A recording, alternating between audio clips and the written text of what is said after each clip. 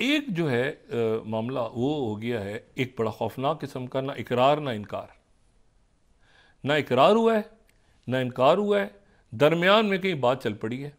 और वो ये हुआ है कि ये जो एलेक्जेंडर लुकाशेंको, जो कि बेलारूस के वज़ीर आज़म, उन्होंने जो है वो मुलाकात की कल जनाब पुतिन से, प्रेसिडेंट व्लादिमीर पुतिन। और उस वक्त तक प्रेसिडेंट पुतिन दोबारा अपने स्टाइलिश सूट में आ चुके थे। वो जो उनका फौजी ड्रेस था उससे वापस आके, कर्स के इलाके से वापस आके उन्होंने मीटिंग की लुकाशेंको के साथ, बड़ी ज़बरदस्त। ये ध्यान में रखें, ये जो बात मैं कहता हूँ ना कि प्रेसिडेंट पुतिन की ड्रेसिंग, ये प्रेसिडेंट पुतिन की ड्रेसिंग बड़ी बड़ी इस पर नज़र रखनी चाहिए सबको, कि प्रेसिडेंट पुतिन की जो ड्रेसिंग है ना, उनके जो सूट्स हैं या जो उनकी जो स्टाइल है, वो बहुत ज़्यादा इसके ऊपर अपना जोर देते हैं अपने वेल ड्रेस होने पे। अच्छा, एनीवे, तो वो जो है उनकी मुलाकात हुई उसके बाद, और मुलाकात हुई तो इस दौरान वो जहाँ तैयारा लैंड कर चुका था। वो जो फ्लाइट रडार ने बताया स्टीव विथकॉफ लैंड कर चुके हैं रात। अच्छा, जब इनकी मुलाकात हुई ना तो अब रात हो गई हुई थी। उसके बाद इन्होंने मीडिया से बात की प्रेसिडेंट पुतिन ने, और उसमें एलेक्जेंडर जो लुकाशेंको हैं वो भी साथ थे। तो उसमें 4-5 बातें इन्होंने बड़ी इंपॉर्टेंट की, ना हाँ की ना की जो प्रेसिडेंट ट्रंप का सीज फायर का मंसूबा है 30 दिन का, कि 30 दिन तक सीज फायर रहेगी यूक्रेन में। ना हाँ किया ना किया, इन्होंने कहा बहुत अच्छा है और मेरे दिल को भाता है और रास्ता यही है। और मैं इस पर बिल्कुल इत्तेफाक करता हूँ। बड़ा खूबसूरत है, बहुत अच्छा है, बहुत दिल नशीन है। लेकिन इससे सवालात बहुत सारे मेरे जहन में आ गए हैं। पहला सवाल तो ये कि ये कुछ मुकम्मल नहीं है, अभी इसमें मज़ीद वजाहत चाहिए। एक वजाहत तो ये चाहिए कि क्या ये कोई, जो मैंने पहले बात की थी, इन्होंने बड़ी डिप्लोमेटिकली बात की, बड़े अच्छे अंदाज में बात की कि कहीं बिल्कुल ट्रंप मामला ही ना ख़राब हो जाए कहीं वो, लेकिन इन्होंने बात अपनी पहुंचा दी। इनको सवाल उठे हैं मेरे दिमाग में। पहला सवाल तो ये उठा है कि ये जो सीज़ फायर होगा 30 दिन का, इसके दौरान क्या असलहा और ये फ़ौज जो कि हार चुकी है रशिया की फ़ौज से, रशिया की फ़ौज ने तकरीबन बहुत बड़े इलाके पे कब्ज़ा कर लिया है। तो उन्होंने कहा कि ये जो सारे इलाके हैं, ये इलाके जो हमारे हाथ में आ चुके हैं, तो ये तो 30 दिन की सीज़ फायर में तो ये सारे दोबारा रीग्रुप होकर फिर हमला करेंगे हमारे ऊपर। तो ये वजाहत होनी चाहिए कि ये मुस्तकिल सीज़ फायर होना चाहिए। नंबर 1, मुस्तकिल सीज़ फायर करें ना, इसको मुस्तकिल सीज़ फायर करें, नंबर 1 बात। दूसरी बात ये है कि ये हमारे जो इलाके हमारे पास आ गए हैं, जिसके बारे में वो कह रहे हैं कि भाई ये जो है ज़ाहिर है कि 2014 तक बॉर्डर तक जाने ज़रूरी है, तो तस्लीम कर लें बाकायदा, अभी तस्लीम कर लें। अच्छा, वो जो इलाके हैं वो ज़ाहिर है कि वो इलाके ऐसे हैं कि जो इनके पास जा चुके हैं। क्रीमिया का इलाका है, सेविस्टोपोल का इलाका है, खरसों का इलाका है, डोंस्टेक ल्यूनसेक तो इंडिपेंडेंट उनको रियासत करार दिया जा चुका है। उसके बाद ज़ेपोरिज़िया का इलाका है। तो ये जो सारे इलाके हैं, अब ये है कि ये सारे इलाके तो चले गए हैं उनके पास। तो अब इसमें 2 इलाके तो ज़ाहिर है कि इनको रिपब्लिक करार दे दिया हुआ है उन्होंने, ठीक है, लुहांस और दोनेत्स्क को, और बाकी जो हैं वो दूसरे इलाके हैं तकरीबन, और ब्लैक सी तक वो आ चुके हैं सारे। तो उन्होंने कहा फिर इसको जो है वो रिकगनाइज़ कर लें। दूसरी बात ये हो गई।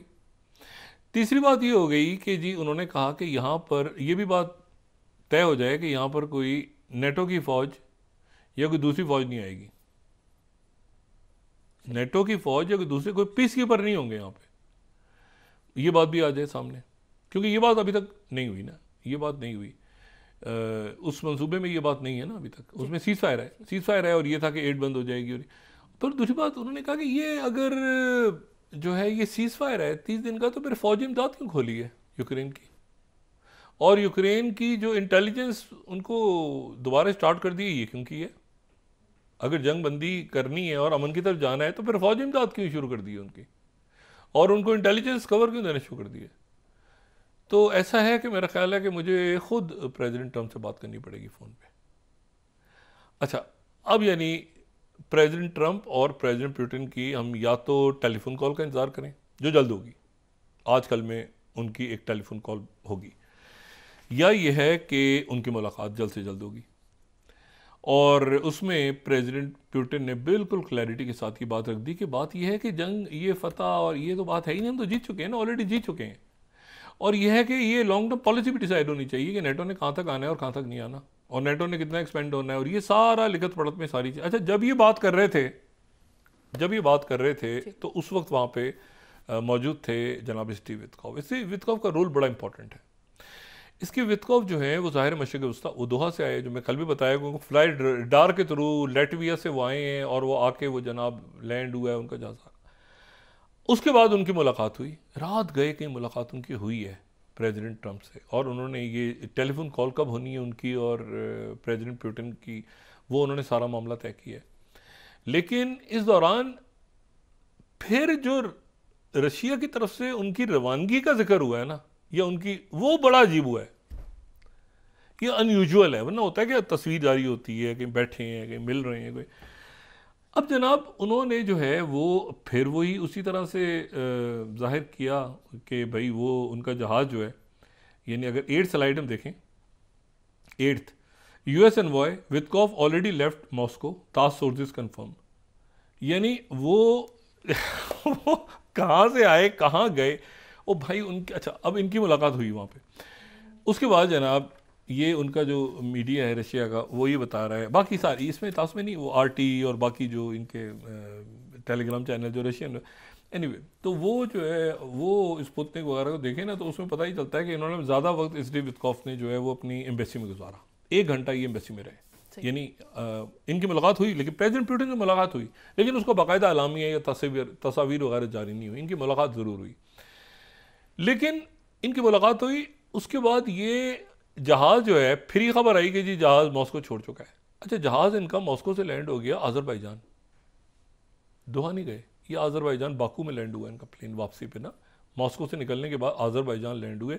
उसके बाद फिर फॉलो जाहिर है कि नहीं किया, वरना तो बड़ी अजीब सी बात है। रशिया वो फ्लाई रेडार पे बता रहा है बार बार कि भाई जहाज़ कहाँ जा रहा है, जहाज़ कहाँ जा रहा है, वो बड़े। लेकिन इनका रोल बड़ा इंपॉर्टेंट, इन्होंने मैसेज कन्वे किया है। और अब जो है ये बात ध्यान में रखें कि वो जो कल भी मैंने बात की थी, उनके सीनियर जो फॉरेन मिनिस्ट्री के डिप्लोमेट हैं, उनके एडवाइज़र, वो कह चुके हैं कि हमारा एक आला सतह के ऊपर, बड़ी सतह पे जो स्टीव वित्कॉफ का रोल बड़ा इंपॉर्टेंट है, लेकिन उनसे ज़्यादा एक बड़ी सतह पे हमारा कॉन्टैक्ट हो चुका है बाइडेन एडमिनिस्ट्रेशन से, बड़े लेवल पे, हाई लेवल पे। और आगे जो टेलीफोन कॉल वगैरह सारा, उसमें जो भी बात होगी तो उसमें सीनियर लोग इन्वॉल्व होंगे, जो ओहदेदार सीनियर होंगे। और साथ ये भी उन्होंने कहा है, एक इल्ज़ाम लगाया गया है कि जो कीथ केलॉग हैं, जो जनरल कीथ केलॉग, जो असल में नुमाइंदे थे यूक्रेन के और रशिया के हवाले से, उनको शायद मॉस्को के कहने पर हटाया गया क्योंकि वो बहुत ज़्यादा प्रो यूक्रेन थे। तो इसकी भी जनाब उन्होंने तरदीद की है मॉस्को ने कि नहीं, हमारे कहने पे नहीं हटाया गया। वैसे हटाया शायद इन्हीं के कहने पे गया है, लेकिन वो चूँकि बहुत ज़्यादा प्रो ज़ेलेंस्की हो गए थे ना, वो बार बार ज़ेलेंस्की, और वो आर्मी जनरल हैं तो ज़ाहिर है वो फौज के वाले थे, तो उनको इन्होंने हटवा के और स्टीव वित्कॉफ को ला के और अब एक अगले नेक्स्ट लेवल पे अमेरिका और रशिया के मुज़ाकरात होने जा रहे हैं। लेकिन जब ये मुलाकात कर रहे थे बेलारूस के सदर से, तो उसी वक्त वहाँ पे नेटो के सेक्रेटरी जनरल से प्रेसिडेंट ट्रंप की मुलाकात हो रही थी।